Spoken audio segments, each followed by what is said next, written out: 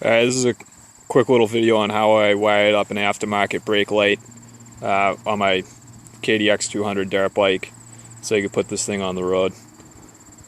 I used a Banjo bolt to rig it up.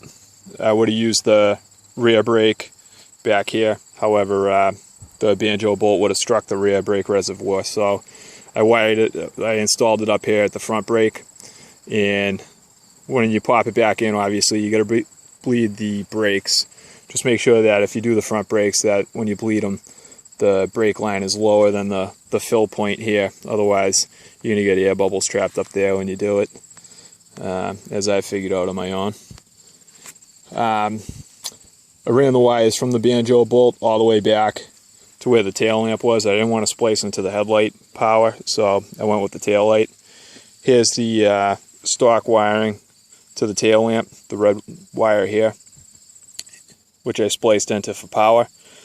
Then I have this black line, which is carrying power up to the Banjo bolt. When I pull in the brake, that'll make the circuit, and the power comes back down to this red wire, which is the red wire from the Banjo bolt, which is hooked into the red wire from the wiring harness for the aftermarket brake light. The white wire does absolutely nothing for my application here. The black one's the ground, so to ground it, I just have it mounted here. When I install the seat, this will make the ground right there.